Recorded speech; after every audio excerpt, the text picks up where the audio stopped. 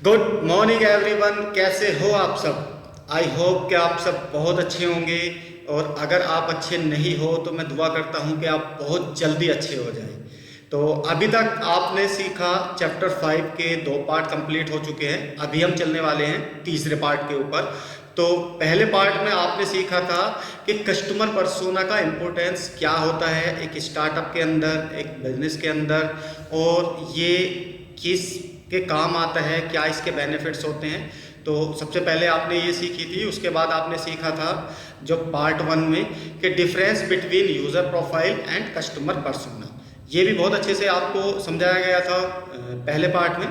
दूसरे पार्ट में आपने जो सीखा वो सीखा कुछ ऐसे स्टेप जिससे आप कस्टमर पर्सोना डिफाइन करते हो। वो इम्पोर्टेंट पॉइंट्स जो ऑलरेडी नीचे लिखे हुए हैं, वो इम्पोर्टेंट पॉइंट्स आपने सीखे थे जिससे आप कस्टमर पर्सोना बहुत अच्छे से डिफाइन कर सकते हो, बहुत अच्छे से बना सकते हो। उसके बाद आते हैं क्रिएट करना, जब आप पर्सोना को बनाते हो। ठीक है, पहले उसमें जो पहले वाले उसमें था वो था कि भाई डिफाइन करना, कि अभी आप डिफाइन कर रहे हो, लेकिन यहाँ पे जो आ गए, यहाँ पे आ गए हम important point for persona creation, यानी कि बनाने के ऊपर। अब वो किस तरीके से बनाना है, कैसे बनाना होता है, क्या क्या उसमें फिलअप करना होता है, तो ये आपने पार्ट 2 में बहुत अच्छे से समझा, विद एग्जाम्पल के साथ समझा, जिसमें मैंने एक टेम्पलेट भी आपको शेयर की हुई थी, जिसमें मैंने आपको डीपली ये बताया था कि उसमें क्या क्या चीज़ें आपको फिलअप करनी होती है और किन किन चीज़ों का आपको ध्यान रखना होता है। तो ये भी बहुत अच्छे से सीखा आपने। अब हम चलते हैं कंप्रेसिव एक्शन प्लान, कि जब आप कस्टमर पर्सोना डेफिनेशन रेडी कर लो, कस्टमर पर्सोना को अच्छे से समझ जाओ, मार्केटिंग मैसेज अपना तैयार कर लो, छोटी सी टीम अपनी तैयार कर लो, और सारी चीज़ें करने के बाद जब आप मार्केट में उतरोगे तो उसके लिए कंप्रेसिव एक्शन प्लान आपका क्या होगा। अब हम थोड़ा समरी पे बात कर लेते हैं। ये समरी थी जो मैंने आपको समझाई, पार्ट 1 में आपने क्या सीखा, पार्ट 2 में आपने क्या सीखा, ये समरी है पार्ट 3। तो इसमें हम इंपॉर्टेंट पॉइंट्स पे डिस्कशन कर लेते हैं कि आपके लिए एक्शन प्लान क्या रहेगा जब भी आप कस्टमर पर्सोना प्रोफाइल बना लेते हो। तो एक्शन पॉइंट्स रहेगा, discuss these points with your team and define your customers persona. सबसे पहले आपको क्या करना है, आपको अपनी टीम के साथ बैठ जाना है। स्टार्टिंग में जो टीम होती है ना वो छोटी होती है, 2 बंदे मिलके कर लेते हैं, 3 बंदे मिलके कर लेते हैं, कभी कभी सिंगल बंदा भी कर लेता है।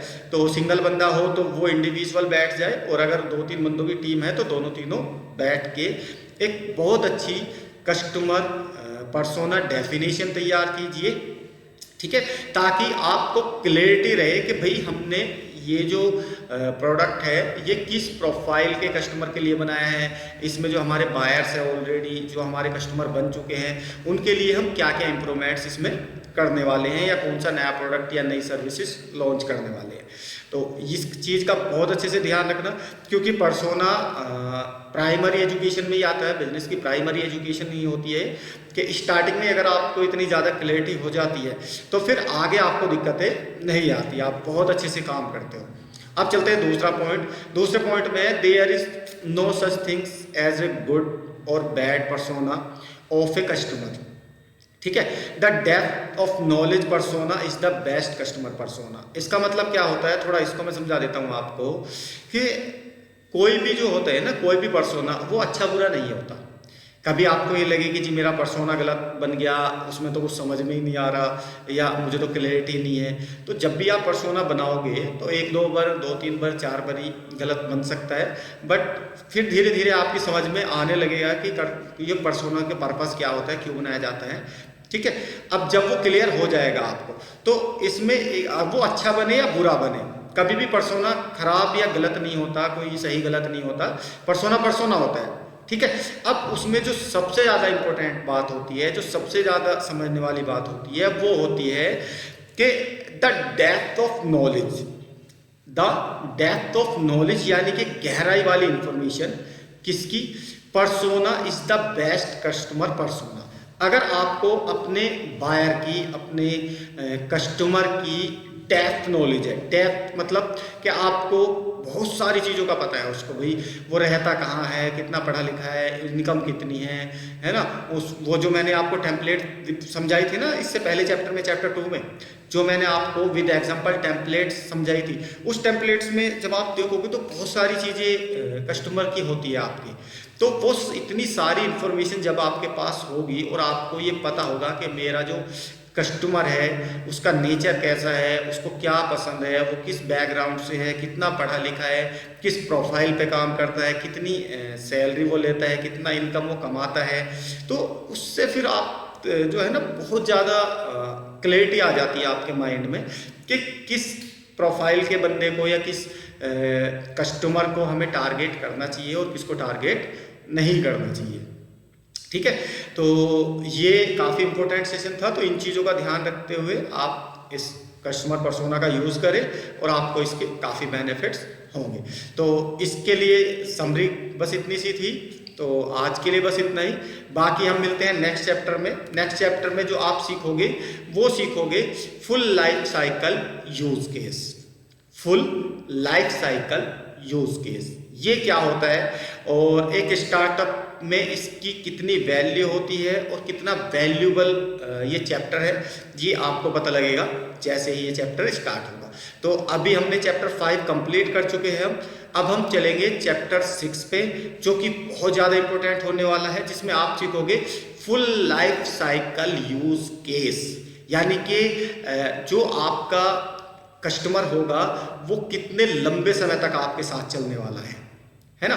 क्या क्या वैल्यूज उसको आप दोगे, क्या उसके साथ रिलेशन रखोगे, तो वो सारी चीज़ें आप सीखोगे full life cycle use case में। तो ये बहुत इंपॉर्टेंट चैप्टर होने वाला है, इसको मिसिंग मत करना, क्योंकि ये जो एजुकेशन अभी आपकी चल रही है ये एजुकेशन प्राइमरी एजुकेशन है। जब भी आप कोई स्टार्टअप शुरू करना चाहते हो, कोई अपना छोटा सा बिजनेस शुरू करना चाहते हो, तो ये इन्फॉर्मेशन, ये नॉलेज आपके पास होना बहुत ज़्यादा इम्पोर्टेंट हो जाता है। तो इसलिए इस वीडियो को अच्छे से देखने के लिए आपका बहुत बहुत धन्यवाद।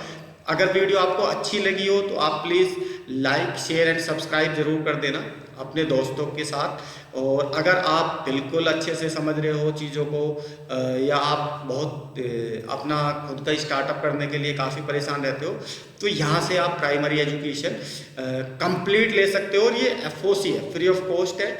यूट्यूब में हमारी लगभग अभी तक 15 वीडियो इसी प्राइमरी एजुकेशन के ऊपर डाली जा चुकी है, जिसमें आपको step by step chapter 1, chapter 2, chapter 3, chapter 4, chapter 5 और चैप्टर 6 पूरा का पूरा डिलीवर होने वाला है, कंप्लीटली डिलीवर होगा।